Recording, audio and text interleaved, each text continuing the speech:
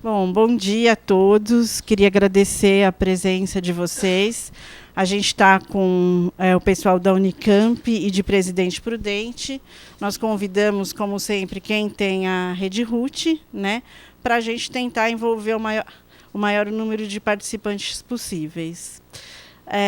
A doutora Flávia e equipe, me desculpa, esqueci, doutor Luciano e doutor Alexandre, eles são da Bricknet. A gente teve, na realidade, eu fui representar a Secretaria da Saúde numa reunião da FAPESP para mostrar alguns estudos relacionados à unidade de terapia intensiva.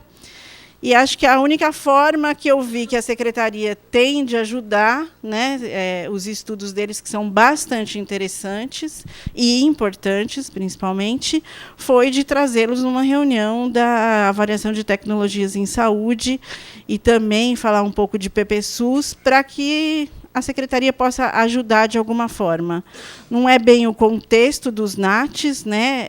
Eu acredito que isso não vá virar um PTC e de imediato, mas vira protocolo, vira projeto de pesquisa que, no futuro, pode virar alguma incorporação de tecnologia, subsídios, enfim, para protocolos, etc. Então, eu agradeço a doutora Flávia, né? Agradeço a participação de vocês. A gente vai começar pela doutora Maritza, que é do Instituto de Saúde, da área de fomentos do PPSUS. Né? A gente resolveu fazer essa apresentação nesse formato, porque acho que, para os pesquisadores, é importante ver o formato do PPSUS. Daí entra a doutora Flávia e equipe com a apresentação dos trabalhos. Na realidade, eles têm uma série de trabalhos, ela explica melhor, quem está participando de longe, né, de poder participar, e de perto também. E depois entra o doutor Eduardo, que faz a oficina hoje à tarde sobre equipamentos. Tá? Queria agradecer a participação de todos. Boa reunião. Oi, bom dia a todos. Eu agradeço o convite, mais uma vez, da Repartes para estar falando do PPSUS. Como a doutora Andréia falou, eu sou do Instituto de Saúde, do Núcleo de Fomento e Gestão de Tecnologias, e o Instituto de Saúde é o representante da Secretaria de Saúde no comitê gestor desse programa. Então, eu vou dar uma pincelada no que é o programa, mas a cereja do bolo mesmo é apresentar o resultado da oficina de prioridades que aconteceu no mês passado. Gente, eu estou gripada, então, se sair ano em vez de mês, vocês não liguem. Bom, o PPSUS é uma iniciativa do Ministério da Saúde. O Eduardo, acho que a gente já se conheceu lá do Ministério, né? Deve estar cansado de ouvir do PPSUS, mas só mais um pouquinho. É uma iniciativa de fomento descentralizado. Isso quer dizer que existe em todos os estados da federação. E ele busca financiar pesquisas em temas prioritários de saúde e de gestão do setor saúde em nível local, então em cada um dos estados, para que a gente possa dar respostas aos principais problemas de saúde da população. A operacionalização dele se dá por meio de uma parceria entre instituições federais e estaduais. Então, o federal é o DECIT e o CNPq, sendo o DECIT o coordenador do programa e o CNPq é responsável pela administração técnico-financeira. Quando isso vai para os estados, essa administração dos recursos fica a cargo das FAPs, aqui no nosso caso a FAPESP, e a Secretaria de Estado de Saúde, eu digo sempre que fica com a melhor parte, porque nós ficamos com a definição de prioridades de pesquisa e avaliação e acompanhamento dos projetos que são selecionados e são contratados para buscar a incorporação desses resultados no sistema de saúde. Como eu já falei, o Instituto é representante da SES e a gente está no PPSUS desde 2006. O PPSUS começou no Estado em 2004. A evolução dele aqui no Estado, do programa no Estado, começou, então, nós temos 5 editais, né, que é o histórico do PPSUS. As prioridades foram definidas de várias formas. Então, no começo, só a assessoria do gabinete participou. Depois, coordenadores das coordenadorias e departamentos da SES, pesquisadores e profissionais de saúde começaram a participar. Em 2008 e 2009, houve a contribuição do Conselho Estadual de Ciência, Tecnologia, Inovação e Saúde, e o edital foi baseado no Plano Estadual de Saúde. E a partir de 2011 e agora, em 2013 e agora no último edital, nós fizemos as oficinas de prioridade, que contam com a participação de gestores, pesquisadores, num processo muito democrático, que aqui tem algumas pessoas que participaram dessa oficina, para levantar os principais temas em saúde. Então, só para vocês verem, a gente começou com 2 temas, um tema, e no último edital, penúltima oficina, saíram 5 grandes eixos, com 9 linhas e 59 sublinhas, demonstrando a prioridade de pesquisa no estado de São Paulo, em saúde. Depois que a gente define o edital, que ele é lançado, acontece a submissão dos projetos. Então, aqui eu também tenho uma evolução do que foi submetido em cinza e do que foi aprovado em laranja. Então, nós tivemos, no começo, uma participação discreta, né? A primeira vez que o programa estava no Estado, somente 51 projetos foram submetidos, ao passo que, no último edital, foram 141.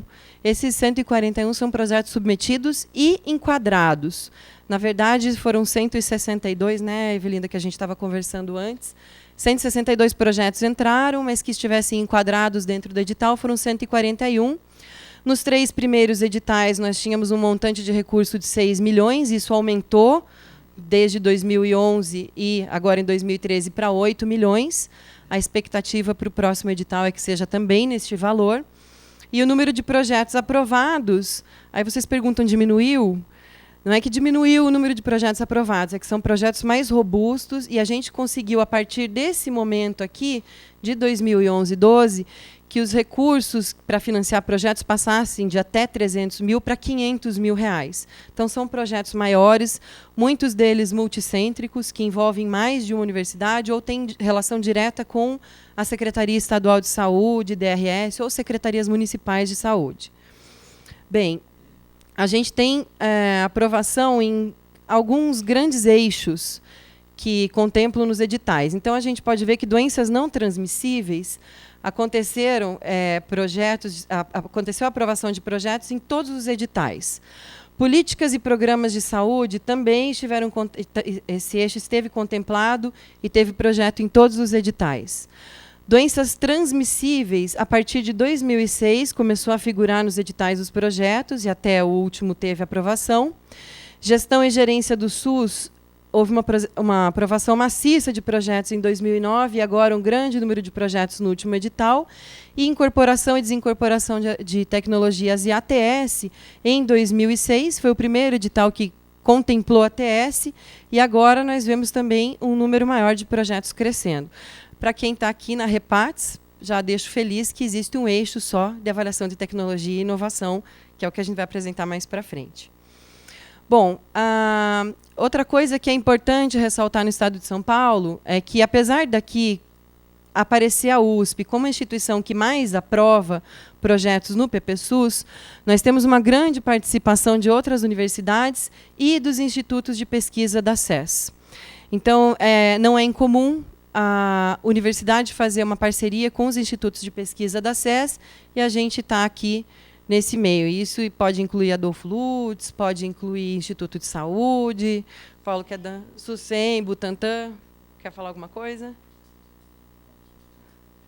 Isso aqui, para a gente que trabalha com a incorporação dos resultados, não necessariamente da tecnologia, mas a incorporação do resultado no sistema de saúde, ter acesso participando ativamente como instituição que concorre e ganha os projetos e desenvolve esses projetos, é muito importante também.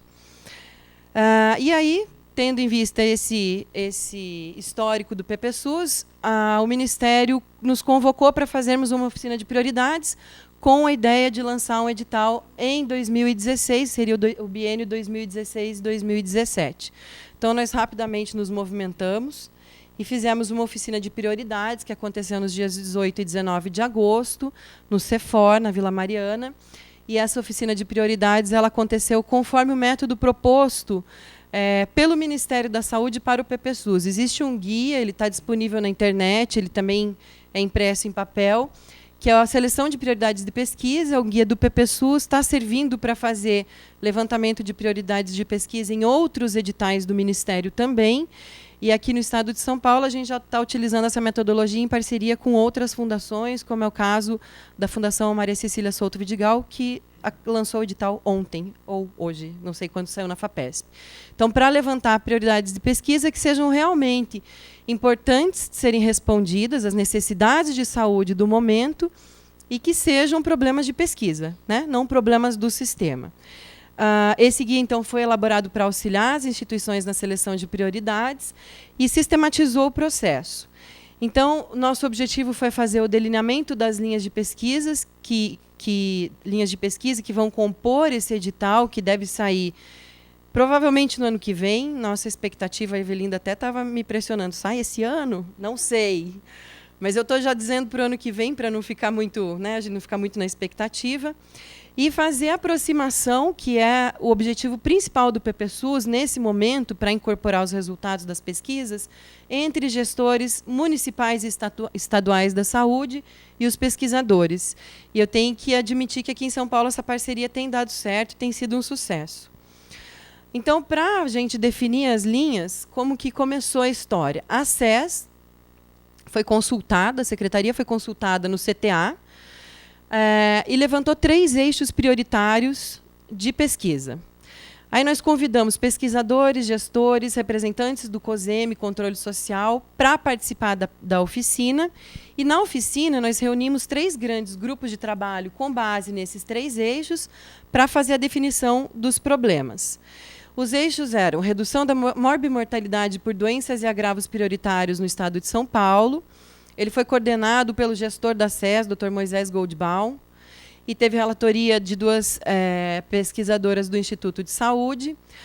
O eixo de gestão do sistema de saúde foi coordenado também aqui pelo gestor da SES, da CRS, o Nelson Yatsuda, e eu e a Lígia, que somos do Instituto de Saúde, fizemos a relatoria. E Tecnologia e Inovação do SUS foi coordenado pela Andréia, representando a CCTIES. Então, nossa ideia era trazer a SES, coordenando os grupos, para também dar o tom do que a Secretaria de Saúde entende como necessidade de pesquisa naquele momento. E a relatoria foi da Tereza Toma e da Patrícia, que daqui a pouco deve estar chegando. Então, nós preenchemos sistematicamente 3 matrizes. Na primeira, nós listamos os problemas de pesquisa, problemas de saúde. Na segunda, nós votamos toda essa lista para priorizar, para ver quais eram os 3 principais, os 3 mais votados, com base na magnitude do problema, gravidade, transcendência e na insuficiência do conhecimento. Depois de levantados os 3 principais problemas de saúde, nós transportamos para uma matriz onde foram identificadas as lacunas de conhecimento e delineadas daí as linhas de pesquisa. O processo foi interativo, foi bem objetivo, foi transparente, muito democrático. A Evelinda, a Amanda e a André podem até falar alguma coisa da oficina para vocês que não puderam participar. Os temas levantados, eles visam, sim, auxiliar o gestor na tomada de decisão mais consciente para a alocação dos recursos.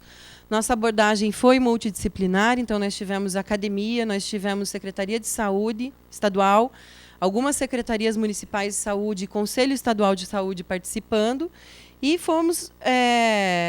tivemos o objetivo máximo conquistado, que foi o levantamento dos temas que vão compor o próximo edital. Os resultados já estão disponíveis no site do Instituto de Saúde. Tá? Eu vou mostrar eles para vocês aqui, mas vocês podem consultar. Digita no Google Instituto de Saúde, entra na página, a primeira notícia é Relatório PPSUS, Oficina de Seleção de Prioridades de Pesquisa. Quando você clicar ali, ele vai abrir um PDF que tem essa capa, tá? Aqui, então, eu transportei para cá. Então, no eixo, eu não sei se vale a pena eu ler todos, ou você quer que vá para a inovação direto, Evelinda? O que você acha?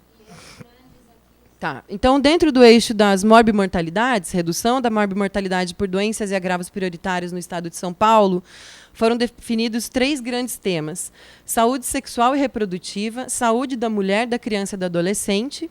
Dentro disso, 3 linhas de pesquisa. Epidemiologia e controle de doenças infecciosas, com 3 também grandes linhas de pesquisa. E fatores de risco para condições de saúde, com 3 linhas de pesquisa. No eixo da gestão de sistemas de saúde, o grupo optou para fazer o mesmo número de linhas, mas só 2 grandes temas. Então, nós ficamos com gestão do sistema de saúde na busca da integralidade e gestão dos serviços para acessibilidade e qualidade da atenção. E, finalmente, eu acho que o eixo que mais interessa a esse grupo aqui, da tecnologia e inovação do SUS, nós ficamos com práticas profissionais no SUS e suas transformações, tecnologias de linha de cuidado. Aí entra promoção, prevenção, diagnóstico, tratamento, prognóstico, adesão, reabilitação, paliação. Então, nas linhas de cuidado em condições de saúde e doença da população. E aqui o grupo quis deixar algumas condições bem específicas, como hepatites virais, vírus sincicial respiratório, hanseníase, sífilis, doença renal crônica, câncer, saúde do homem e HIV, e bem como das populações frágeis e vulneráveis, que o grupo definiu como sendo idosos, população negra e indígena, ciganos, população LGBT e pessoas com necessidades especiais. Então, eu acho que esse tema aqui, dentro desse eixo de tecnologia, onde vai abraçar muita coisa. E aqui foram definidas também 3 linhas de pesquisa.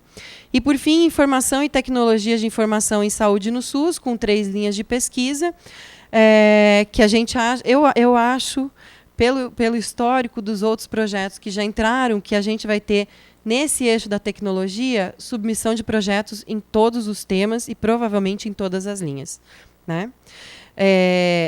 Aqui estão os meus contatos, tanto Maritza quanto ppsus@saúde, sou eu que respondo. Meu telefone do Instituto de Saúde.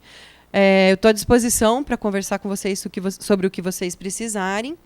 E aí eu trouxe também aqui para vocês o relatório, enfim, em PDF. Se alguém quiser dar uma olhadinha aqui. Só que ele não está entrando. Ah, entrou. Então, o relatório conta um pouquinho da história, né? Todo histórico.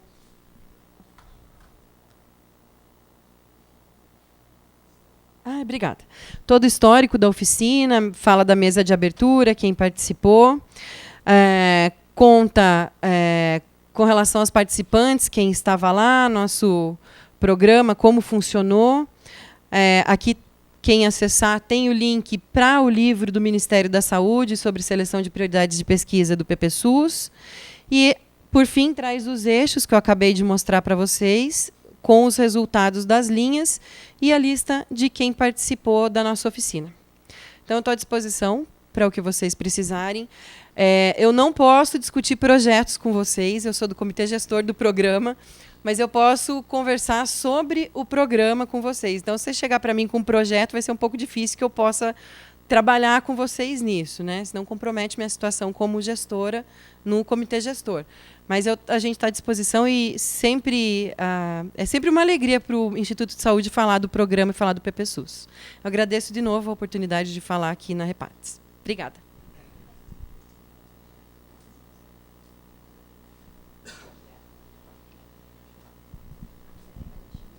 Não, pode vir, não é tanto formalismo. Eu já apresentei, vou de novo. A doutora Flávia, ela é médica infectologista, intensivista, perdão. Formação infectologista. Eu sabia. Há 10 anos eu abandonei essa classe. E eu acho que, na realidade, na hora que a gente estava na oficina de prioridade, a gente tinha uma parte de infecção, que acho que ficou no eixo 2, né? Porque é uma coisa que eu me lembro, porque todo mundo pressiona muito por infecção hospitalar, até pelo custo dela. A doutora Flávia é médica intensivista do Hospital São Paulo, né? E a gente da Unifesp, e a gente foi numa reunião da FAPESP, por isso que eu a chamei. Obrigada. Eu é que agradeço, né, a oportunidade de estar trazendo um pouquinho aí do que a gente tem feito em termos de terapia intensiva. Eu vou apresentar para vocês a BRICNET, que é a Brazilian Research of Intensive Care Network. Estão aqui também, fazem parte da BRICNET, o Dr. Luciano Azevedo, que trabalha aqui no HC, é pesquisador do Sírio e é também nosso médico lá na Unifesp, e o Dr. Alexandre Biasi, que trabalha no Instituto de Ensino e Pesquisa do Hospital do Coração, aqui de São Paulo. Eles também vão falar um pouquinho depois de alguns projetos específicos. Primeiro, tentando só contextualizar o que o Brasil hoje representa em termos de terapia intensiva, né? Nós temos um absurdo de quantidade de leitos de UTI, se a gente for contextualizar isso no cenário mundial, porque somos um país grande. É claro que a gente sabe que falta leito, principalmente nas instituições públicas, mas quando a gente pensa na capacidade brasileira de produzir ciência em terapia intensiva, de fazer pesquisa de qualidade, nós somos hoje o terceiro maior parque de UTIs, de leitos de UTIs do mundo. Então, nós temos uma responsabilidade, na verdade, em ir atrás disso, né? Vejam um comparativo aí nosso com o Brasil, com os Estados Unidos. É claro que os Estados Unidos é, né, o maior parque de terapia intensiva, mas nossa posição é realmente muito particular e muito favorável ao desenvolvimento de estudos multicêntricos. Uma das coisas que a gente sabe também é que uma grande parte da população vai, em algum momento da sua vida, precisar de UTI. E muitos desses pacientes vão ficar em ventilação mecânica. Essa história que eu estava falando de disponibilidade de leitos de UTI, a gente tem esse estudo que mostra que, em média, o Brasil está com 9,4 leitos de UTI para cada 100 mil habitantes, que é a forma como a gente mensura essa disponibilidade. Entretanto, a gente fez recentemente um levantamento um pouquinho diferente, quando a gente separou essa disponibilidade entre leitos do SUS e leitos da saúde suplementar. Se a gente olhar para o nosso 9,4, vocês veem que a gente não está assim tão mal, né, em comparação com outros países do mundo. Mas quando a gente separa o Brasil público do Brasil privado, a gente vê que a desigualdade social aparece aqui também. O número de leitos aí de saúde suplementar chega num topo de 25 leitos para cada 100 mil habitantes, colocando a gente comparativamente nesse estudo de países europeus ali na maior disponibilidade dos países da Europa. Outra coisa importante que a gente sabe de terapia intensiva é que nós temos feito um bom trabalho. E existe hoje vários estudos mostrando como existe redução de mortalidade dos pacientes que vão para a UTI. Já há muito a gente abandonou aquela crença de que vai para a UTI para morrer. Na verdade, a enormidade dos pacientes que vai para a UTI sobrevive. Esse é, por exemplo, um estudo australiano que mostrou especificamente para pacientes com sepse grave ou choque séptico uma redução impressiva de mortalidade aí nos últimos anos. Hoje, a mortalidade australiana reportada aqui de 18% é a menor mortalidade reportada em pacientes de UTI no mundo inteiro. O Brasil, para vocês terem ideia, um estudo que eu vou mostrar a seguir, diz que o nosso número neste momento é 55%. Bem diferente desses 18% da Austrália. Então, por que a BRICNET nasceu, ou renasceu, ou vem crescendo? Porque ela é estratégica, né? Na verdade, na UTI é o lugar que a gente tem oportunidade de testar a incorporação, a aquisição de novas tecnologias. Nós temos como fazer estudos que auxiliem na definição de políticas de saúde, na melhora do cuidado com esses doentes. E é claro que a gente sabe que não é fácil a gente produzir coisas de qualidade, publicar com qualidade e, portanto, nós nos unirmos em rede torna muito mais factível fazer o que a gente tem intenção de fazer. Não adianta ter o terceiro maior parque de UTIs do mundo se nós não trabalharmos conjuntamente e não localizarmos quais são os polos aí principais de UTIs que podem colaborar conosco. O exemplo que nós seguimos é o exemplo de outras redes de terapia intensiva mundiais de pesquisa. A gente tem contatos, inclusive eu vou mostrar um estudo que a gente fez junto com a ANSEX, e agora depois o Alexandre vai falar de um outro estudo que nós estamos também fazendo em parceria com a CCTG e com a ANSEX. Ou seja, nós estamos hoje tentando modular o Brasil de forma a ficarmos parecidos com eles, trabalhando em rede. A CCTG, a ANSEX e a CNARC são todos exemplos de redes de pesquisa em terapia intensiva que deram certo.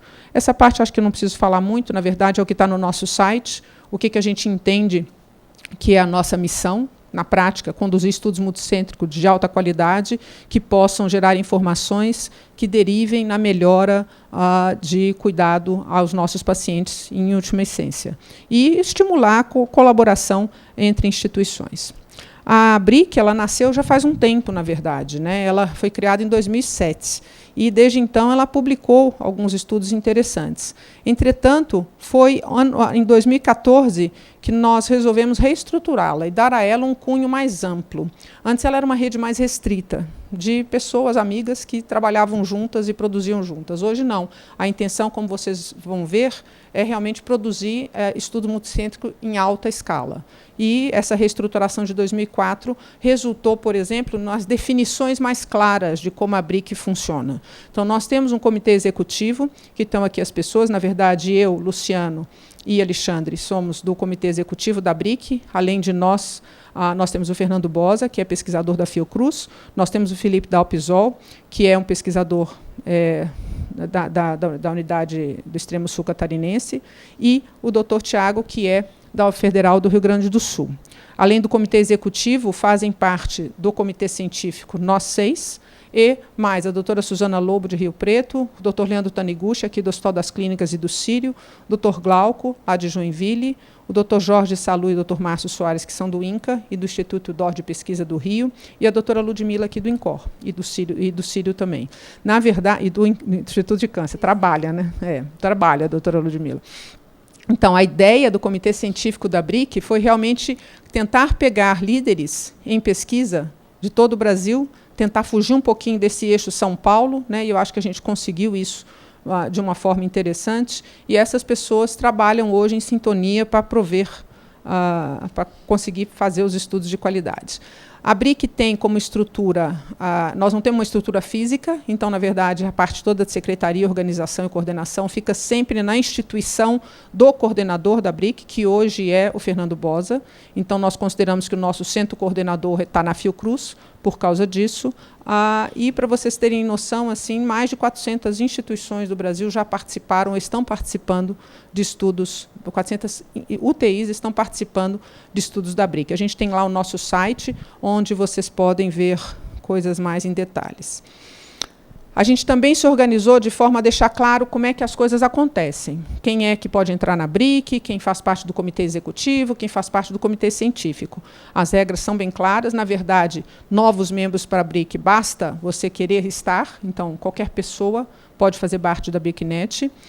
E, logicamente, que existe uma discussão de qual é os critérios de elegibilidade para você estar no comitê científico, e o comitê executivo tem uma renovação aí a cada 2 anos, em princípio, mas os membros do comitê executivo podem ser reconduzidos por 2 anos. A gente também estruturou como é que você propõe um estudo para a BRIC. É lógico que o critério, basicamente, é a relevância científica desse estudo. O que vai poder contribuir, o que vai poder auxiliar em política pública, como que você monta uma rede em que você faz um estudo epidemiológico, faz uma revisão de literatura sistemática, faz um estudo epidemiológico, para depois gerar um estudo randomizado, por exemplo. Ou seja, a ideia de que a gente tem que ter linhas de pesquisa dentro da BRIC, e estruturar essas linhas aí de acordo com os estudos existentes. Eu não vou entrar aqui no mérito, mas tem todo um jeito. Alguém que é da BRIC propõe um estudo, esse estudo vai para avaliação do comitê científico, aí que pode ou não aprovar, volta para o comitê coordenador, ou seja, tem todo um fluxograma proposto para aprovação de estudos na BRIC. E uma outra coisa interessante que a gente fez foi ter uma política rígida de publicação. A ideia, e a gente aprendeu muito isso com os nossos amigos ali da ANSICS, da CCTG, de como você faz quando você está nascendo enquanto rede de pesquisa. Né? E a ideia é que realmente nós possamos nascer enquanto grupo. Então, existe claramente colocado que os estudos principais da BRIC não têm autoria nominal. As pessoas não são autoras. Então, agora a gente acabou de submeter o estudo para o JAMA, que eu vou explicar a seguir, e ele não tem autor. Tem um comitê diretivo do estudo, tem um Writing Committee, mas o estudo normalmente é publicado como investigadores e BRICnet. E todos os membros das UTIs participantes são listados como colaboradores no estudo, ou seja, eles conseguem recuperar o nome deles no PubMed como autores, colaboradores daquele estudo. E não existe um único autor. A gente acha que isso é muito importante para estimular as pessoas a participar. É claro que os subestudos dos estudos principais podem e devem, inclusive, né, porque você estimula que haja mais subestudos. Imagina a base de dados do estudo checklist, é uma coisa monstruosa. Quem quiser produzir ciência ali dentro tem um monte de perguntas a serem feitas. Esses subestudos podem ter listagem nominal na autoria, mas sempre citar os demais colaboradores e, logicamente, a BRICnet. Então, aqui, alguns exemplos, por exemplo, o checklist, que é o estudo que a gente acabou de submeter para o JAMA, ele foi publicado como Checklist Investigators de BRICnet. Este é, na verdade, a publicação do protocolo, e a gente também já publicou o Statistical Plan. Aqui é um primeiro exemplo de um estudo publicado na BRIC, até antes da reformulação dela, em que nitidamente consta lá a BRICnet. Aqui, novamente, também antes da reformulação e do estabelecimento claro aí das regras de publicação. Rapidamente, os estudos concluídos que a BRIC tem, a nova BRIC, né, não essas publicações passadas, mas depois de 2014, o que nós temos finalizado é o estudo checklist, que não devia nem eu apresentar, né, devia ser Alexandre, que é o investigador principal do estudo. Esse estudo, na verdade, foi financiado pelo PROAD do HCOR, em conjunto aí com o Instituto DOR de Pesquisa e Ensino e o PROAD do Hospital Samaritano também. E teve uma verba do BNDES nisso, não é isso, Alexandre? Via Anvisa, né?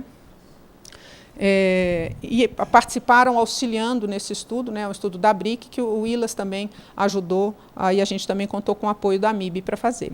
Então, qual que era a pergunta principal do estudo?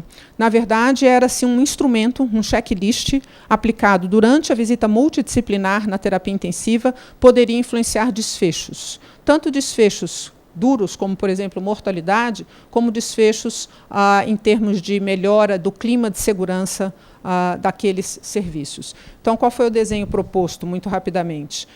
Nós tínhamos uma fase inicial em que a gente caracterizou as UTIs, do ponto de vista de performance, indicadores, por exemplo, de infecção hospitalar, da própria mortalidade e de outras coisas mais específicas, por exemplo, o número de pacientes que está com sedação adequada dentro da UTI ou que está com o decúbito correto. E uma coisa super importante foi realmente passar essa avaliação de segurança, né, nos funcionários. Todas as UTIs tiveram que 75% dos funcionários tiveram que preencher o SAC. Depois dessa fase inicial, as UTIs foram randomizadas de acordo com a sua mortalidade basal, para que tivesse equilíbrio nos dois lados, e no grupo de intervenção a gente aplicou o checklist. E foi até divertido fazer, né? Nós fizemos isso em 118 UTIs, então imagina que tinha quase 60 UTIs em cada braço, e nós visitamos as 60 UTIs, né, Alexandre? Nós, os pesquisadores do estudo, visitaram as 60 UTIs, treinando na aplicação deste checklist, dando dicas de como você deve passar uma visita multidisciplinar. Além do checklist, também fazia parte da intervenção do estudo, gerar metas durante essa visita multidisciplinar e ter o que a gente chama de um alerta clínico no período da tarde, ou seja, cobrar que aquelas metas definidas pela manhã tivessem ou não tivessem sido cumpridas. E no final desse estudo, vocês podem ver que foi bacana, né? Fizemos encontro de investigadores de altíssimo nível na fase 1, na fase 2, e depois, só para lembrar que eu não falei, o grupo controle, que ficou sem intervenção durante todo aquele período de coleta de dados, depois que o estudo terminou, né, e na fase 1 a gente colocou 7.000 pacientes no estudo, e nessa fase de randomização a gente também colocou outros 7.000, esse grupo controle também teve um encontro de investigadores para treinar o grupo controle na aplicação do checklist, porque não foi muito fácil, né? Vamos participar de um estudo randomizado e eu sou randomizado para o grupo controle, eu vou ficar sem fazer nada na minha UTI durante meses, né? Fala, Alexandre.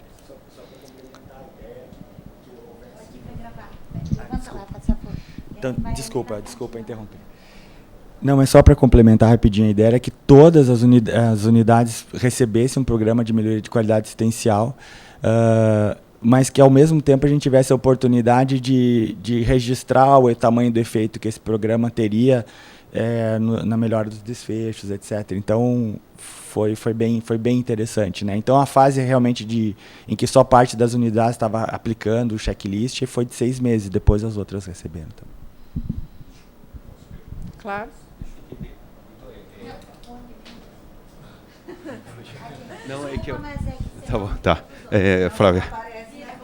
Flávia, não, deixa eu entender. É que as UTIs são separadas, uma vocês aplicam o checklist, outra não. Não é a mesma UTI... Isso, não é a mesma UTI, tem um grupo que você faz e outro não. É que aí depende do UTI. Não, é um estudo de randomização em cluster, né? Nós tínhamos um cluster com 56 UTIs, 59 UTIs randomizadas para a intervenção e ficaram aplicando o checklist durante os 6 meses. As outras 60 não receberam nenhuma intervenção. UTIs, é um estudo em cluster, né? Você tem UTIs receberam a intervenção, porque é impossível você fazer isso. Aí a gente teve um monte de cuidado, por exemplo, quando tinha mais de uma UTI na instituição, era complexo, porque uma podia estar na intervenção e outra no grupo controle, mas ainda assim não podiam ser do mesmo investigador, para não ter muita contaminação. Então, as UTIs ficaram 6 meses com uma pessoa lá dentro coletando dados, e as pessoas da UTI nem sabiam que estavam, na verdade, a maioria não sabia que estava participando do estudo, só o coordenador. Enquanto no grupo em intervenção, este sim, todo mundo foi treinado na aplicação de checklist, como é que faz visita multidisciplinar, né? Então, pois é, nós não podemos falar os resultados ainda. A Alexandra que resolve, mas acho que não. E esse estudo, na verdade, terminou, a gente submeteu para o JAMA essa semana, né, Biasi? E foi selecionado para apresentação no Late Break Sessions, lá do Congresso Europeu. A sessão eles chamam de President Session, né? Os melhores trabalhos são apresentados no Hot Topics do Congresso. Então, foi bem legal. Na verdade, a BRIC vai estar com 2 estudos no Hot Topics do Europeu, né? Esse primeiro, que é totalmente brasileiro, né, Biasi? E o segundo, que eu já vou mostrar para vocês. Então, isso que eu estava dizendo, né, esse estudo já foi publicado, tanto o protocolo de estudo, e isso aqui eu esqueci de pôr, olha só, mas o Statistical Plan já tem o PDF também do estudo. Bom, um segundo estudo que a BRIC fez, na verdade, em parceria com o Instituto Latino-Americano de Sepsis, o ILAS é uma ONG que treina instituições em implementação de protocolos de sepsis há mais de 10 anos. E a gente faz alguns estudos clínicos focados na questão da sepse, tanto de epidemiologia quanto de melhora de quality improvement. Então, este estudo, por exemplo, também foi feito em parceria com a BRIC. E o que a gente fez? Na verdade, a gente queria saber qual que é a prevalência e a mortalidade por sepse no Brasil. Porque a gente não sabe, só tem 3 estudos multicêntricos brasileiros avaliando a epidemiologia de sepse, um deles com 5 UTIs, outro com 70 UTIs e outro com 21 UTIs. Todos eles da década passada. O que foram ótimos, né? Porque foram estudos difíceis de fazer na sua época, não é questão de desmerecer. Só que o problema é que esses estudos eram uma amostra por conveniência, ou seja, quem quer participar? Então tá, vem. Então é lógico que isso enviesa a amostra, né? Porque você vai ter sempre as mesmas UTIs participando. Já é enviesado porque a gente está medindo mortalidade da sepse tratada em UTI, e não da sepse tratada fora da UTI. E hoje a gente sabe, e a gente no SPRED mostrou isso também, que a noção de que sepse é um problema de infecção hospitalar é completamente equivocada. Mais da metade, ou pelo menos metade, dos pacientes que têm sepse chegam nas UTIs via pronto-socorro. Portanto, tem sepse comunitária, por infecção normal da comunidade, né? Uns 30% fazem sepse enquanto estão nas enfermarias e uns 20% fazem sepse quando estão dentro das UTIs. Tanto que hoje o foco todo do ILAS, na verdade eu vou falar sobre isso depois, por isso que eu já estou adiantando um pouquinho, é na questão da sepse nas emergências, muito mais do que focar nas unidades de terapia intensiva. Então, o que a gente fez com o SPRED, que foi esse estudo? A gente tentou fugir do viés. Então, ao invés de perguntar quem queria participar, nós pegamos o censo da MIB, dividimos o Brasil em 10 estratos, de acordo com o tamanho de cidade, hospital público-privado, e amostramos 13% de cada um dos estratos. Então, a gente saiu telefonando, né, rapazes, para essas UTIs, falava, poxa, você foi sorteado, colabore conosco. Você não ligava da vida. Não, mas teve que ser muito no telefone. É lógico que a gente teve a etapa de mandar e-mail, manda e-mail, manda e-mail. Manda e-mail, manda e-mail, a gente conseguiu umas 80 UTIs, mas eram 300, né? Então, o resto foi tudo no telefone. E o contato enfermeira, infelizmente, muitas vezes não funciona, né? O médico, o coordenador da UTI, só atendia médico. Então, nós realmente tivemos um esforço, uma dificuldade enorme de fazer o SPRED. Mas fizemos. E essas são as UTIs que participaram do SPRED, 13% das UTIs brasileiras. A gente ficou muito feliz em saber que das 317 que a gente acionou, só 13 recusaram participar. O que a gente percebeu com o SPRED, o que a gente percebe com o checklist, com fluidos, que eu vou mostrar a seguir, e mesmo com arte, que nós vamos falar também, é uma vontade enorme das UTIs brasileiras em se inserirem no contexto de pesquisa.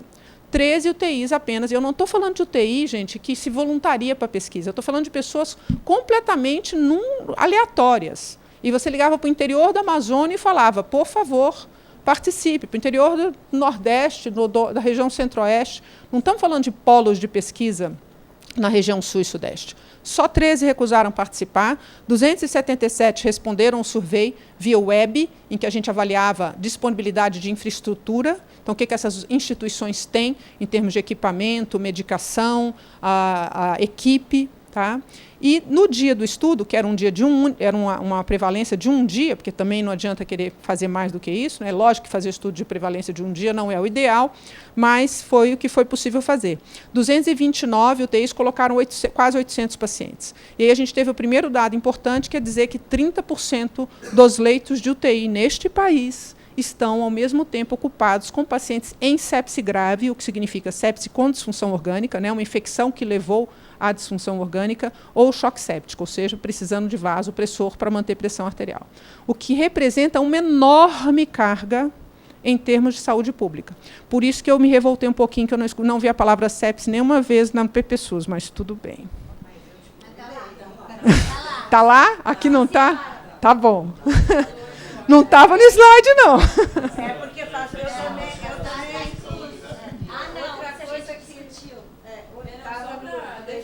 Vamos defender o PPSUS, né? Que tem as infecções sensíveis.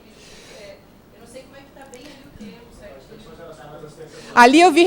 Pois é, mas esse é que é o problema. Esse é que é o problema. Sepse não são infecções relacionadas à assistência à saúde. Metade dos casos de sepse são sepse comunitária, não associada à assistência à saúde. Então, é difícil encaixar sepse em editais que coloquem infecção associada à assistência à saúde. É uma forçação de barra, entendeu? Eu te dou um título de caso. Desfechos das comunitárias versus as adquiridas.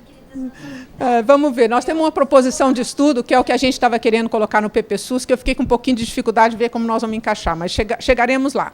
Então, vejam a carga que a sepse... Eu sei, mas você lembra, eu te falei que eu não estava em São Paulo no dia. Você me chamou, mas não tinha o dia. Bom, vamos lá. 30% dos leitos ocupados com pacientes com sepse, mas, pelo menos, aqui no spread foi um pouquinho diferente, 40% era sepse de pronto-socorro, 30% sepse de enfermarias que foram para a UTI, e os outros 30% somente sepse de UTI. Considerando que mesmo a infecção vinda das unidades de internação regulares, não necessariamente associada à assistência à saúde, né? Muitas podem também ser infecções comunitárias. Bom, e a mortalidade foi 55,7%. Na nossa sepse em UTI. Lembrando, a mortalidade australiana, 18%. E a gente pode passar aqui os próximos 40 ou 50 minutos discutindo o porquê. Mas não é o foco, voltemos à BRICNET. O que mais que a BRIC fez? A BRIC fez esse outro estudo ano passado, agora em parceria com a ANZIX, que é uma das potências mundiais de pesquisa. Novamente, com auxílio aí das nossas entidades. E esse aqui estudo é super interessante. Quanto custou o spread? R$10.000. Quanto custou fluidos? R$3.000. Ou seja, como fazer pesquisa de alta qualidade, de alta relevância, sem dinheiro. Eu ia te perguntar isso, a BRICNET já tem um fundo? Não, a BRICNET não tem fundo de fomento nenhum. No caso, por exemplo, do spread, quem financiou foi o ILAS. No caso do fluidos, que eu vou mostrar, cada uma das nossas entidades fez um pouquinho. Então, o HCOR fez a avaliação da limpeza dos dados, o ILAS fez o banco de dados, todo mundo se cotizou um pouquinho para fazer o encontro de investigadores, fizemos o encontro de investigadores durante o Congresso Brasileiro de Terapia Intensiva, que era um jeito de baixar custo, né? E tivemos que fazer alguns instrumentos, traduzir os instrumentos que vieram, ou seja, um pouquinho de dinheiro só, mas que cada um foi ajudando e fizemos. R$3, R$4.000 foi o que eu acho que a gente gastou no total. Mas não dá para fazer estudo epidemiológico, até dá, mas outros tipos de estudos sem condição, né? Bom, então o que foi o Fluidos? O Fluidos, na verdade, é uma avaliação, também um estudo de um dia de prevalência de reposição volêmica dentro das UTIs. A gente queria saber quantos pacientes recebem fluidos, qual é o tipo de fluido que eles recebem, se preferencialmente se usa cristalóide, se usa coloide, se usa solução balanceada, né, que tem até a ver com a questão de incorporação de tecnologia, né, qual que é a vantagem de fazer solução balanceada, o plasma light aqui no Brasil, versus uma solução salina normal. E, na verdade, o fluidos é um preparatório para o estudo que depois o Luciano vai mencionar e que a BRIC está, agora sim, precisando de dinheiro para fazer, né. Então, no fluidos foi muito legal, porque quando a ANSICS convidou a BRIC, a gente falou, nós estamos meio ocupados e tal, mas vamos ajudar. Aí a gente começou a divulgar o fluidos. De uma hora para outra, a previsão, que era ter 30 UTIs participando no Brasil, virou 265 UTIs participando. No final, 218 participaram. E simplesmente nós, que íamos ser uma parte do estudo mundial chamado fluidos, passamos a ser metade do estudo. Então, hoje, o fluidos terminou com 200, não foram 270, isso era o previsto, mas tem umas 260 UTIs no resto do mundo e 218 UTIs brasileiras participando do estudo. E é aquilo que eu falei, né, a ansiedade das pessoas em querer realmente participar. E como eu falei, olha, nem foram 200, foram 193, em 25 países. E, como eu falei, a gente fez encontro de investigadores. Essa é a Naomi, que veio da Austrália, né? Ela é a PI do estudo, e ela veio para o nosso encontro durante o CBMI. Nós fizemos treinamento no site, a gente organizou a gente fez uma filmagem de treinamento. Então, como é que treina 220 UTIs para participar do estudo sem dinheiro, sem estrutura, né? Um dos jeitos foi esse, a gente fez teleconferência, nós treinando via web, né, via Skype, e usamos também a filmagem do treinamento e as pessoas que entrar no site para se considerarem aptas para participar do estudo. E o Fluidos é o outro estudo que vai estar na President Sessions do Congresso Europeu. E o estudo vai sair com a autoria ANSICS e BRICnet. Não é que a BRIC participou de um estudo da ANSICS, o estudo é em colaboração das duas redes. Bom, atualmente a gente tem o ARTE. Alexandre, eu queria que você explicasse. Senão fico só eu falando. Bom, então, rapidamente, esse projeto é um estudo randomizado que a gente está conduzindo há 3 anos, na verdade. A ideia é a seguinte, os pacientes que têm insuficiência respiratória grave, a gente chama isso de SARA, a forma como se faz a ventilação mecânica para esses pacientes, ela sabidamente influencia no prognóstico. Então, esses pacientes precisam ficar no ventilador e a forma como você ajusta o ventilador faz diferença na evolução clínica. Uma das intervenções que potencialmente pode ajudar esses pacientes é tentar recuperar a função normal do pulmão, que é abrir muitos alvéolos desses pacientes, o pulmão colapsa. E a ideia é tentar reabrir esses alvéolos. O que a gente está fazendo nesse trial randomizando pacientes que têm SARA para a estratégia convencional, que é essa que a gente chama de ARDSNet, que hoje domina, que as pessoas seguem mundialmente, que é uma estratégia protetora. E no grupo experimental, aí a gente testa essa terapia, que além de toda a proteção que é dada ao paciente já na estratégia convencional, a gente faz uma manobra que se chama recrutamento alveolar e titula PIP dos pacientes. E é um estudo randomizado, então a previsão é de incluir 1.100 pacientes com SARA moderada grave. A gente segue os pacientes em 28 e 6 meses. E esse é um projeto que está sendo conduzido em torno de 130, quase 140 centros, a maior parte no Brasil, mas a gente já acabou tendo adesão também de colegas de fora do país, na América do Sul, na Europa, em alguns países, até tem um colega da Malásia que está participando, porque como é um trabalho que envolve importação, exportação de fármaco, tudo é basicamente processos, né? Você consegue uniformizar isso em diferentes centros no mundo e a gente lidera isso no Brasil. Acho que isso é uma coisa pioneira, a gente não tinha essa experiência antes de estar conduzindo um estudo multicêntrico. Isso a gente já tinha essa experiência de participar de estudo multicêntrico, mas sendo liderado por colegas de outros países. Agora, aqui invertemos um pouco o fluxo no sentido de que a gente propôs o projeto e convencemos as pessoas que a gente conseguiria, que o projeto era bom e 2, que era factível, as pessoas resolveram participar. Hoje a gente está com 600 e poucos pacientes no trial e a previsão é de finalizar em 2017. Flávia, de novo. Não, vai lá, Flavinha, termina. Bom, aqui também é meio rapidamente, só para apresentar agora o que a gente está planejando fazer e o que tem e o que não tem financiamento. Então, a primeira das coisas que a gente está planejando fazer e vai fazer e até eventualmente uma proposta para o PPSUS, embora aqui a gente ache que é melhor fazer a nível nacional, é o spread pediátrico. O spread pediátrico terá o mesmo desenho, ou seja, uma avaliação de um dia de prevalência, agora para a gente saber qual é a prevalência de sepsis nas UTIs pediátricas e qual é a mortalidade. Mas nós vamos bater num problema, que é o cálculo tamanho de amostra. Super complexo isso daqui, a gente ainda não delineou exatamente para que rumo vai, porque se a gente partir, a gente não sabe qual é a prevalência.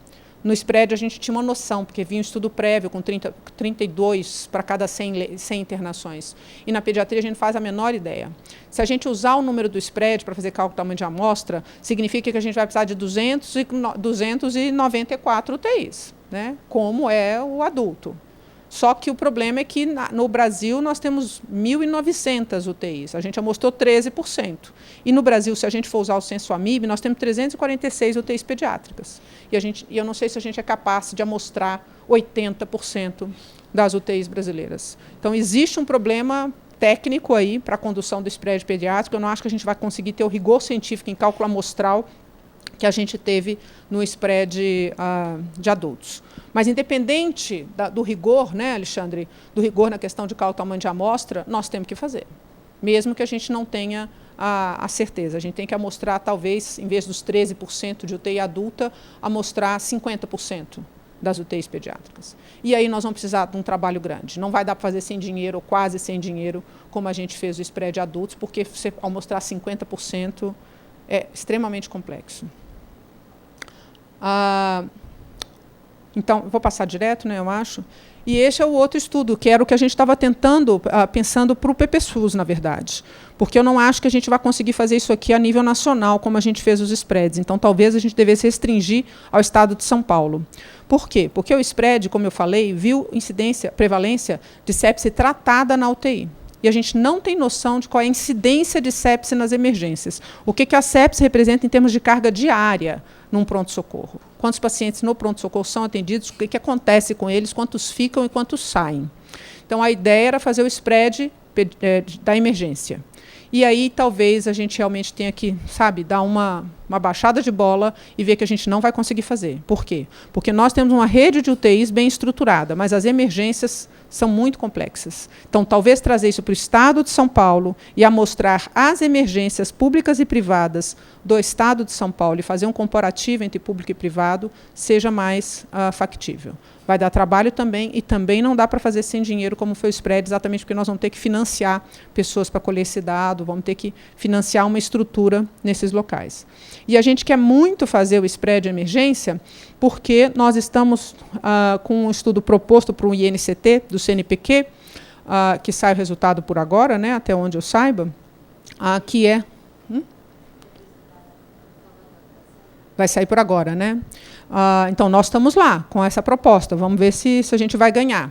A ideia é fazer mais ou menos o que a gente fez com o checklist ICU, só que agora nas emergências. Então, seria também um estudo de randomização em cluster.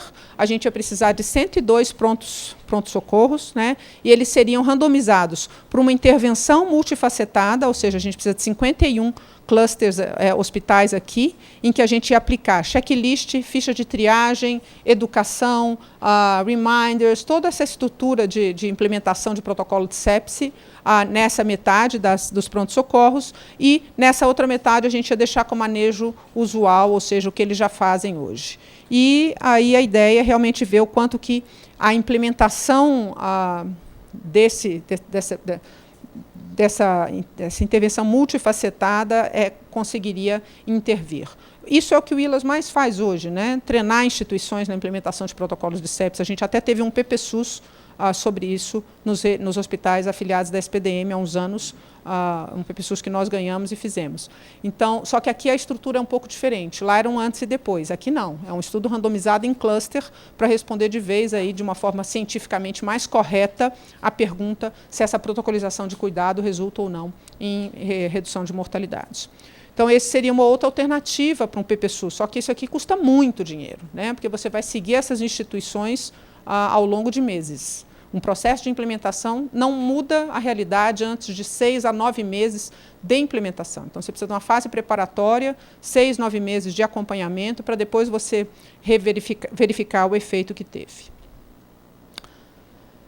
Esse outro protocolo nosso, na verdade, aqui o PI é o Glauco Westphal lá de Joinville, que tem uma ação aí bastante surpreendente em toda essa questão de doação de órgãos, e é mais ou menos o mesmo tipo de coisa. Esse estudo está submetido para como chama? A Agência Nacional de Transplante? Não, o nome não é esse, né?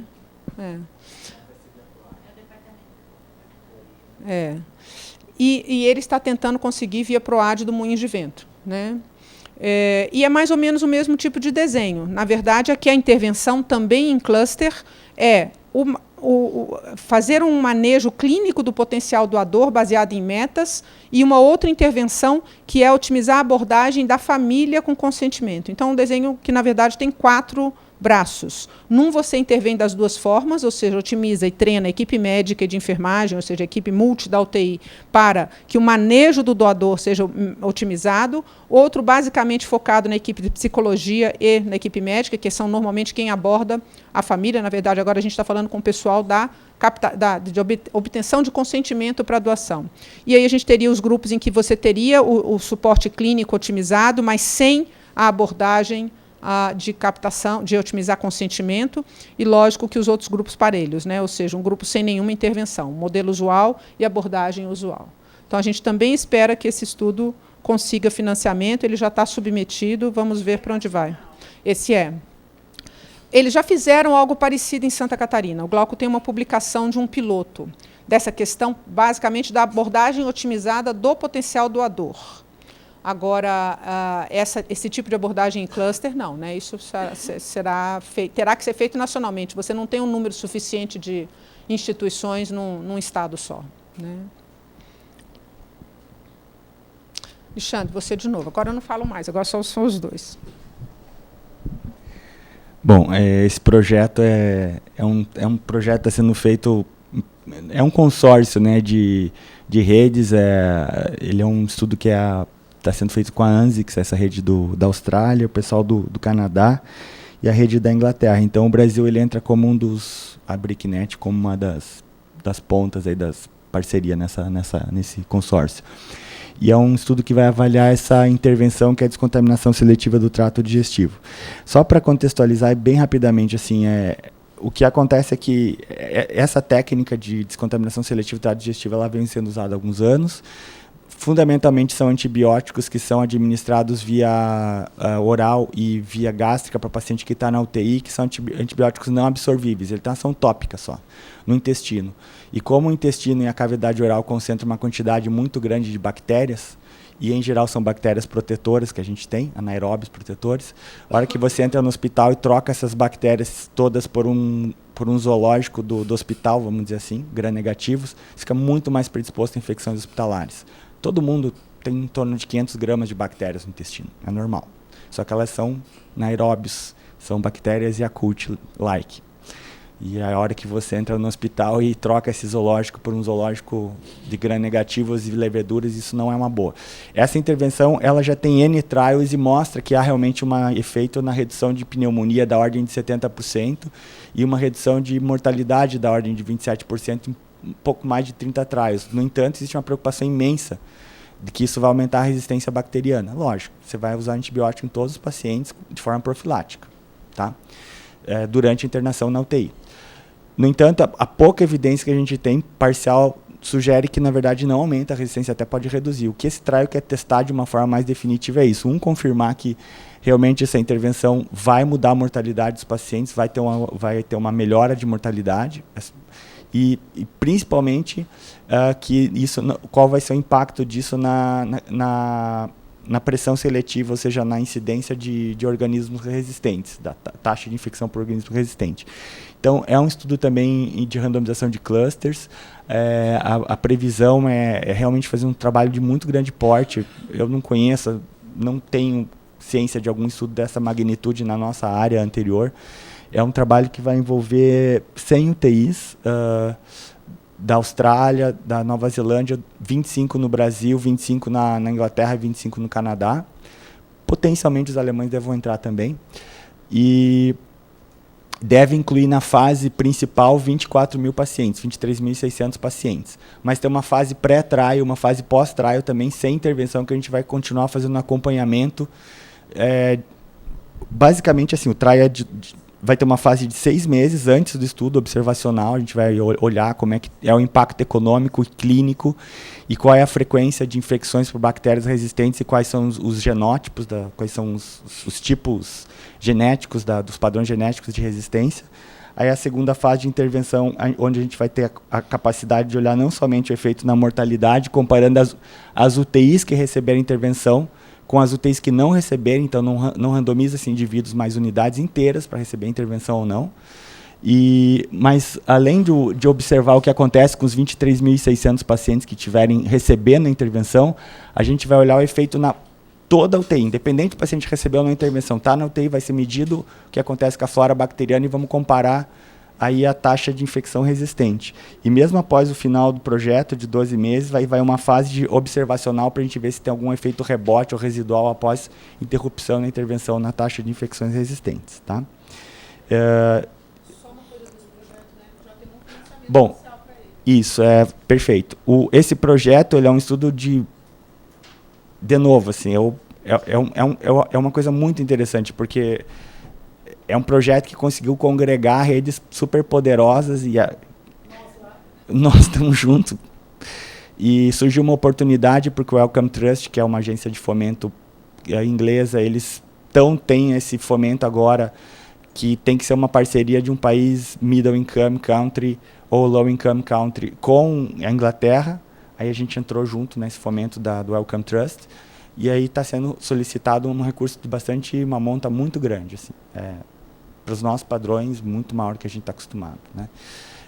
Aí o pessoal da Austrália já tem o recurso, já tem garantido 5 milhões de dólares para parte deles do estudo. A gente está solicitando 4 milhões de libras lá no Wellcome Trust, torcer para que consiga. E aqui na Esqueti teve esse edital número 1, aqui 2015, onde a gente conseguiu também algum recurso, porque havia um interesse do Ministério da Saúde da Esqueti de ver o impacto econômico de infecções multiresistentes. A gente vai ter essas informações no projeto, mas a gente precisava complementar com a parte microbiológica, então tá se encaminhando aí para a gente fazer esse estudo desse jeito. Acho que o outro projeto e os 2 projetos finais o Luciano apresenta. Desculpa o jogral, pessoal, é que cada um de nós domina um pouco mais alguns projetos do que outros. Bom, só rapidamente, então, esse é um outro estudo que nós estamos procurando financiamento, que é um estudo ainda sobre o tema reposição volêmica, baseado naquele estudo que a Flávia comentou, seu estudo fluidos. Esse é um estudo que avalia, eventualmente, até a incorporação de uma nova tecnologia, que seria de uma nova abordagem, que seria o uso de uma solução balanceada versus solução salina na unidade de terapia intensiva. Como vocês sabem, reposição volêmica é o que a gente mais faz, né, na UTI principalmente, mas muitos pacientes hospitalizados. E, apesar da gente usar salina há centenas ou dezenas de anos, a gente não sabe muito bem como ela funciona. Na verdade, a gente sabe que ela até pode ser deletéria ou prejudicial. Então, existem alguns estudos que sugerem que, se você usar uma solução balanceada, que tenha baixo teor de cloro, você conseguiria evitar uma das consequências deletérias da salina, que seria a acidose hiperclorêmica. Então, é exatamente o que está descrito aqui, né? Mais lesão renal, coagulopatia, edema, etc.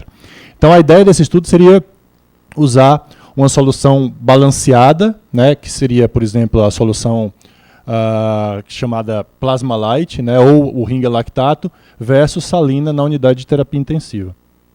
Então, seria um estudo que avaliaria 7.500 pacientes em 150 unidades de terapia intensiva, que utilizariam ou a solução cristalóide balanceada ou uma solução de cloreto de sódio a 0,9% para todas as suas reposições volêmicas. Toda vez que precisasse de uma reposição volêmica, eles receberiam essa solução ou a solução salina, e o desfecho primário seria sobrevida em 90 dias. Então, esse estudo vai ser submetido ao PROAD do HCOR também, né? Foi submetido ao PROAD do HCOR também. E nós estamos também procurando o financiamento, eventualmente até com a empresa produtora da solução balanceada. Um outro estudo que a gente quer fazer, agora mais um estudo epidemiológico, seria um estudo de registro de paciente em trauma. A gente sabe que trauma é uma epidemia no Brasil e a gente tem muito pouco dado de desfecho desses pacientes, né, notadamente dos pacientes que internam na unidade de terapia intensiva. Então a ideia era fazer um estudo de corte, com um período de inclusão de 1 mês, tentando randomizar as UTIs, né, estratificar, para a gente ter exatamente uma ideia da prevalência desses pacientes com trauma. E nesse registro a gente teria todos os dados, né, demografia, gravidade, tempo pré-hospitalar, exatamente para ter uma ideia mais precisa do que acontece com esses pacientes no Brasil e exatamente ver os seus desfechos, né, mortalidade e, para os pacientes com trauma crânioencefálico, a escala de desfecho de Glasgow. Acho que era isso, né? Posso terminar? Então, assim, como vocês viram, a BRICNET tem e o Brasil tem um potencial muito grande em terapia intensiva, para pesquisa em terapia intensiva. A BRICNET tem conduzido alguns estudos multicêntricos de grande impacto, a gente quer conduzir mais e a gente precisa desse trabalho colaborativo e de fontes de financiamento, né? E ainda, assim, a BRICNET consegue fazer estudos de avaliação de qualidade, como vocês viram, de incorporação de tecnologia, que eu acho que tem um interesse importante para o contexto da reunião. Acho que era isso.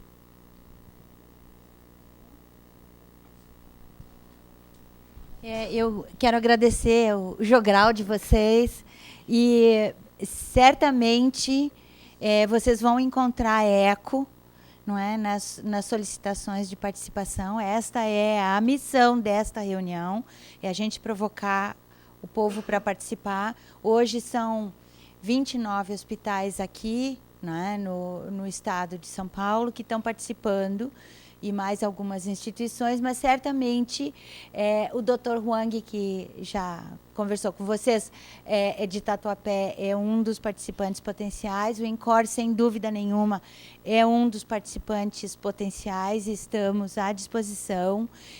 A gente está fazendo avaliação econômica de várias coisas, inclusive de sepsis. Então, estas são coisas que podemos participar. E uma notícia para vocês é que a gente está com um PPSUS finalizando agora, que vai ter um segundo capítulo proximamente, que já começou a fazer registro das cirurgias cardíacas pediátricas. Então, a UTI NEO e UTI infantil estão participando do registro, bem como no Hospital das Clínicas de Ribeirão Preto, e está entrando nesse momento, e eu estou justamente provocando de propósito a doutora Gislaine, que tem ambas, UTI neo e pediátrica, entrando no registro de cirurgia cardíaca congênita, portanto, já com uma estrutura para levantar dados contínuos de UTIs pediátricas. Então, spread pediátrico, estamos nos candidatando proximamente para fazer essa coisa. São 4 UTIs, falta a Unicamp entrar, e a gente está com a Unicamp, eu espero também, sendo provocada. Eu não sei de Presidente Prudente se eles já têm prontuário eletrônico. Rio Preto já está importante, já está com tudo estruturado para fazer esse levantamento. E a Unicamp, a gente vai consultar os colegas, né? Estamos provocando justamente para que eles se manifestem no acompanhamento e afiliamento à BRICNET para participar como centros com vocês. Tá bom? Vamos dar sequência, então, nessa parte com o Dr. Eduardo, fazendo aqui a apresentação a partir dos equipamentos, não é? Riscos nas UTIs, e depois a gente vai seguir na oficina de avaliação, então, dos equipamentos em geral. É necessário que a gente avance. UTI é um problema importante, infecção é o nosso diabo primeiro. A gente já tem alguns levantamentos e a gente quer justamente que isso aumente. Muito agradecida e, por favor, doutor Eduardo. Eu não cheguei a fazer a apresentação da reunião. Eu não cheguei a fazer nenhum slide. Não faz mal, fala só. Bom dia a todos. Primeiramente, queria agradecer o convite da Rede Paulista de Avaliação de Tecnologia em Saúde, né, em nome da professora Evelinda. Eu estou no Ministério da Saúde desde 2009.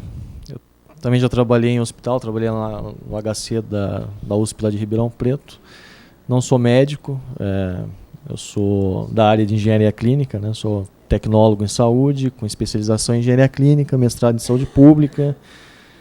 Então eu entrei nesse meio da pesquisa quando eu cheguei lá no Ministério da Saúde, no DECIT, né? Que o carro-chefe lá do DECIT é fomento em pesquisa e, em específico, na nossa coordenação, no fomento em pesquisas de avaliação de tecnologia em saúde, ou seja, é um braço da gestão subsidiando, através de pesquisas, as tomadas de decisões, vamos chamar assim, baseadas em evidências. Então, nós estamos trabalhando dentro dessa coordenação desde 2005, né, que essa coordenação existe lá no DECIT, e eu cheguei para integrar, então, essa equipe em 2009, com viés, né, da área de equipamentos. Então, até então, a gente adotava-se nas avaliações de qualquer tipo de tecnologia a diretriz de elaboração de pareceres técnicos científicos. Não sei se a maioria já deve ter trabalhado, conhece ela. Nós já estamos, acho que, na 4ª edição. E aí eu comecei a provocar, na época, a coordenação, no intuito da gente desenvolver uma metodologia, não que substituísse as metodologias que já existem, que a gente não pode reinventar a roda, mas que a gente pudesse, então, criar novos instrumentos que pudessem auxiliar numa avaliação de tecnologia. Se a gente for pegar o conceito mais amplo de avaliação de tecnologia em saúde, aqui a professora Evelina está trazendo aqui o nosso exemplar. Então, foi um trabalho de há praticamente 4 anos, né?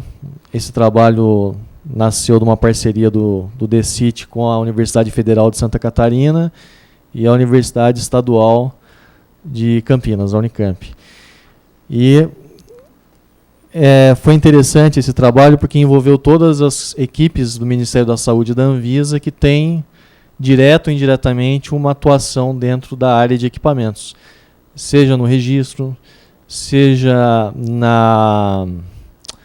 na questão do financiamento do bem, porque nós temos dentro da gestão macro do SUS a incorporação do bem, do ativo, né, do patrimônio, e a incorporação do procedimento, que é onde eu trabalho. Ou seja, a gente incorpora dentro do rol do SUS um procedimento, ou seja, a gente incorpora um serviço. E temos também no Ministério da Saúde a incorporação do bem, que é feito lá no Fundo Nacional de Saúde, através das emendas parlamentares, através dos convênios, SICOMV, CISPAG, GESCOM, entre outros. Então foi um trabalho bem interessante, porque reuniu diversos atores, né, do Ministério da Saúde, da Anvisa, e também a academia, né, presente. Nós tivemos também a participação em diversas reuniões, em diversos encontros da Rebrates, outros membros da Rebrates também participaram, e todos eles estão mencionados aqui nessa obra. A professora Evelina foi uma delas, que participou também. E nós fizemos, então, numa das últimas reuniões, uma oficina em Florianópolis, para a gente poder, então, testar o instrumento, para ver se esse instrumento realmente era factível, era execuível, ao ponto de ser desenvolvido um produto com ele, um formato de produto, né? Hoje a gente conhece o PTC, que, se a gente for pegar na literatura científica, a gente deu esse apelido PTC, mas nada mais é do que um Rapid ATA, alguns autores também denominam Mini ATA, né, que seria uma avaliação de tecnologia restrita em eficácia e segurança. Já no nosso caso, a gente não prefere denominar como PTC isso daqui, porque não é um PTC, mas ele é muito mais amplo, então a gente considera isso daqui um estudo, porque vocês vão observar que é uma diretriz que envolve 6 domínios, e domínios de diversos alcances. Então você tem aqui, por exemplo, o domínio da admissibilidade, que é o mérito, que a gente segue muitas portarias. Tem o domínio técnico, que a gente já vai avaliar bem a questão do equipamento, da máquina, a gente avalia, faz um estudo da ferramenta que a gente vai trabalhar. Tem o domínio operacional, que envolve tudo o que foi falado pelos apresentadores anteriores, a questão do workflow, a questão da logística, a questão da infraestrutura, a questão operacional para que essa tecnologia funcione. Temos também o domínio econômico, tanto no espectro da economia em saúde, como no espectro da microeconomia, avaliando o custo total de propriedade do equipamento. E temos também o domínio da inovação, que eu vi também na apresentação do PPSUS, né, que vocês têm uma participação a partir desse ano, né, na área de inovação, que são as PDPs, né, são as parcerias de desenvolvimento produtivo, o desenvolvimento de tecnologias em parcerias com laboratórios, com indústrias, onde além de trazer um benefício financeiro para o governo na compra desses equipamentos, a proposta é que se traga também embarcada nisso a P&D, né, a pesquisa e desenvolvimento, ou seja, a gente não seja apenas galpões onde a gente monte, né, faça a montagem desses equipamentos, desses gadgets, mas também a gente possa então desenvolver pesquisa aqui no Brasil. Então é uma diretriz que aborda aí vários domínios, e nós também, para finalizar esse trabalho, vamos dizer assim, com chave de ouro, a gente também fez um estudo de caso, e a gente na época consensuou pegar uma tecnologia de alto custo, né, que na época alguns hospitais apenas em São Paulo tinham, que é o sistema Da-Vinci, um sistema robótico, e a gente fez um estudo de caso então com esses 3 hospitais de excelência que participaram da pesquisa, e a gente aplicou esse guia aqui. Foi para prostatectomia, tá, versus a cirurgia laparoscópica e a retropúbica. Então tem também publicado esse estudo de caso. Traduzimos esse instrumento para o inglês e para o espanhol. E a gente está fazendo uma divulgação também dentro do Mercosul, né? A gente tem uma participação no grupo de trabalho no Mercosul, lá no Ministério da Saúde. E a proposta é a gente cada vez mais disseminar esse trabalho, de modo que os editais já possam usufruir dessa ferramenta. Os últimos editais que o DECIT fomentou, a gente já colocou linhas em avaliação de equipamentos. Teve na área de órteses e próteses, que não são equipamentos, mas é uma subdivisão, né, dentro do grupo de equipamentos, de materiais. Mas tivemos monitores de sinais vitais, tivemos também o edital de pesquisa de efetividade comparativa, onde a gente avalia dados de efetividade.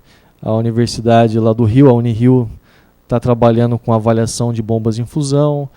Então nós temos aí vários trabalhos que foram submetidos aos últimos editais, obedecendo as linhas de equipamentos, o que para nós é bastante importante, né, porque é um trabalho que se inicia, a gente precisa realmente colocar em prática esse projeto para a gente ver o que a gente pode melhorar. Essa ainda é a primeira edição, foi publicada em 2013, e a gente pretende, com esses trabalhos, com esses editais, com essas produções que estão vindo, a gente saber o que a gente precisa melhorar com esse instrumento para que a gente lance então uma segunda e assim vai, igual as outras diretrizes do Ministério foram, né, havendo novas edições.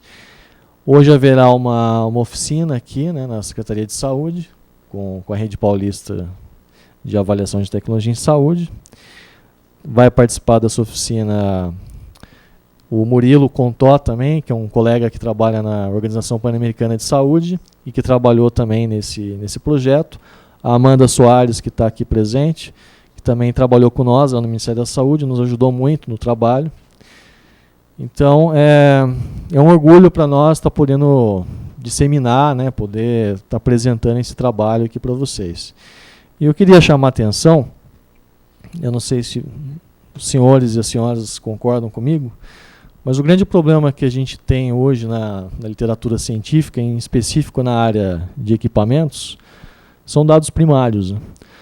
A gente tem uma lacuna muito grande, ou seja, precisa haver mais esforços para a produção de dados primários. E quando a gente fala em evidências, existe um viés conceitual, que evidência vem só de pesquisa clínica, o que não é verdade. Se a gente for pegar o sentido literal da palavra evidência, de provas, você pode ter outras fontes de evidência, que são, se a gente for pegar na área de equipamentos e serviços, a gente tem os próprios protocolos, os próprios procedimentos, as ordens de serviços utilizadas como histórico de manutenção dos equipamentos são evidências importantes, o próprio prontuário médico, e por aí vai. Ou seja, a gente precisa ainda trabalhar com mais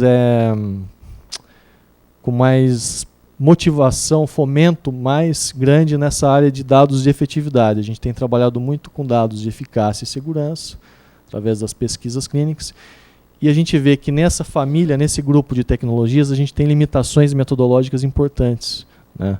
Se a gente for pensar num ensaio controlado, randomizado, duplo cego, para uma unidade de eletrocirurgia que trabalha com radiofrequência, comparado com uma unidade de eletrocirurgia que trabalha com um sistema,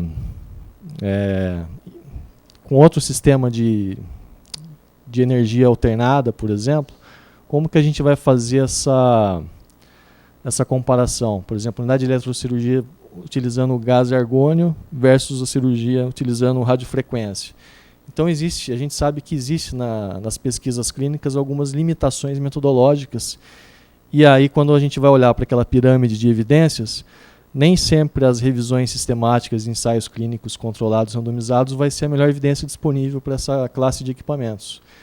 Então a gente precisa ver o cenário, ver o contexto, ver qual que é a pergunta de pesquisa, ver qual que é a aplicação da tecnologia, qual que é a solicitação que essa tecnologia se propõe para essa pesquisa e, de repente, descer a pirâmide, né? De repente, os estudos observacionais, como foi falado aqui do estudo de coorte, por exemplo, os estudos pragmáticos. Vocês falaram muito de ventilação mecânica, a gente vê que muitas decisões de ventilação mecânica vêm dos consensos brasileiros de ventilação mecânica, né? Então, é realmente a gente refletir que nem sempre a gente pode adotar para todas as tecnologias, né, a mesma evidência, ou seja, a mesma hierarquia de evidências que a gente usa para outras. Tanto é que agora a Organização Mundial da Saúde tem trabalhado com a EVIPNet, não sei se vocês já conhecem, já ouviram falar, que é uma rede de política baseada em evidências, que trabalha também agora na questão de como implementar. A gente avalia a tecnologia, a gente faz um grande estudo, às vezes um estudo multicêntrico, mas aí na hora que a tecnologia está disposta no Sistema Único de Saúde, a gente precisa avaliar como que vai se dar a incorporação dessa tecnologia. Como que se dá, por exemplo, a incorporação de uma campanha de vacinação? Como que se dá, por exemplo, a incorporação de um mutirão de catarata? E por aí vai. Então, ou seja, existe dentro da EVIPNet trabalhos que estão realmente voltados para a questão da implementação, como você implementar a tecnologia na questão do serviço. Então, é interessante, eu acho que traz aí, então, um ponto de inflexão nessa curva, onde a gente mostra aí, nos últimos congressos eles têm falado em ATS 2.0 e tudo mais, mas nada mais é do que a gente também trabalhar com a questão dos dados de efetividade, com a questão do acesso, da equidade, da logística, que são os outros elementos, né, contidos numa avaliação de tecnologia em saúde completa, né, e não somente eficácia e segurança. Bom, eu acho que é isso. Se alguém tiver alguma pergunta, eu fico à vontade para responder. Então, eu quero retomar aqui com o Eduardo 3 coisas de pós-comercialização e fazer o enlace justamente com o estudo ART, que vocês apresentaram agora há pouco, não é? Porque a gente tem todo um capítulo de deficiências no Brasil a respeito da calibração, a respeito da manutenção e, sobretudo, para fins de planejamento do sistema de saúde, da vida útil desses equipamentos. Então, é uma lacuna que nós temos que reforçar esse conhecimento em todos os nossos centros. Aliás, essas foram perguntas que a gente conseguiu colocar esboço na inquérito do IBGE, assistência médica hospitalar em 99, que depois, porque ficou cumprido, a gente não conseguiu botar em 2002, e depois, porque não estava em 2002, não entrou no CNES. E nós temos apenas a quantidade dos equipamentos no CNES. Então, a gente ainda tem que mostrar a produção de conhecimento, mostrar que a gente é capaz de produzir esse conhecimento. Sobretudo, também, colocar as notificações das falhas, tanto da calibração, quanto de eventos, e até da ergonomia. A gente conseguiu internalizar a norma técnica de usabilidade, justamente para esse fim. Não é? Existem equipamentos, por exemplo, agora esse pessoal da Unirio está formalizando essa investigação de bomba de infusão, porque a gente já detectou que algumas marcas têm os botões de poder on e off, um do lado do outro. Ou seja, se a pessoa, porque está apressada, se enganar e apertar o botão errado, desligou o medicamento da pessoa, e dependendo do tempo que vem para reprogramar isso, pode significar a morte dessa pessoa, não é? Da mesma forma, o ventilador, não é? A gente ainda não tem uma avaliação sistemática dos equipamentos nos ambientes intensivos e não intensivos. Nós temos tudo para fazer a esse respeito no Brasil. A gente vem lutando com isso desde 1999, quando a gente fez a pós-comercialização, e ainda temos essas lacunas hoje, 15 anos depois. Não é?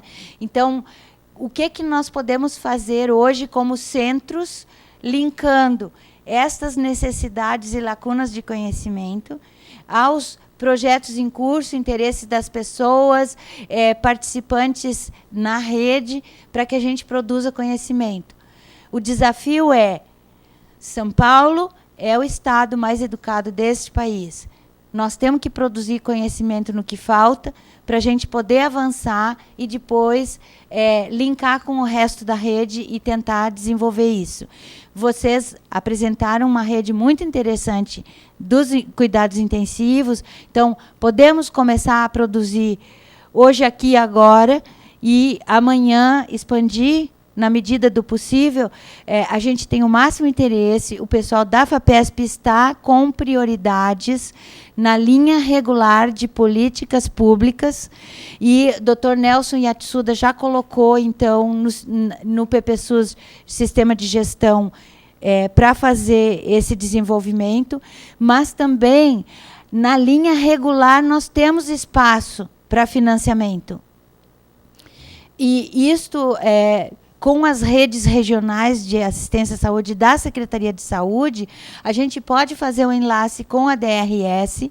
Nós temos uma reunião mensal das DRS. Então, a provocação agora para vocês a respeito do ARTE, a respeito dessa demanda de equipamentos, dá para a gente fazer um subestudo e para dentro das redes regionais da Secretaria de São Paulo, fazer essa provocação?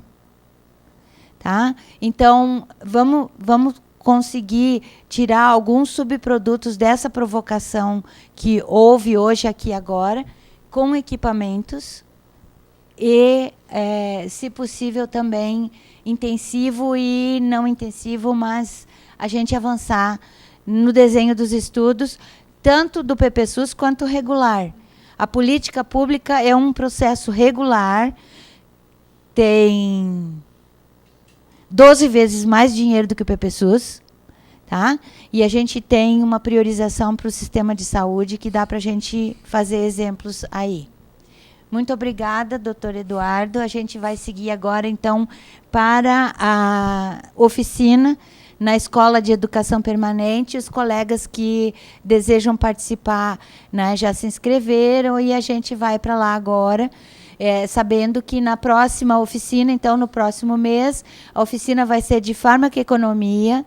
A gente vai estar enfatizando o trabalho hands-on, né, com o computador, para a gente fazer exercícios de avaliação de medicamentos e a parte de avaliação econômica. Gente, até, então, o próximo mês. Obrigada.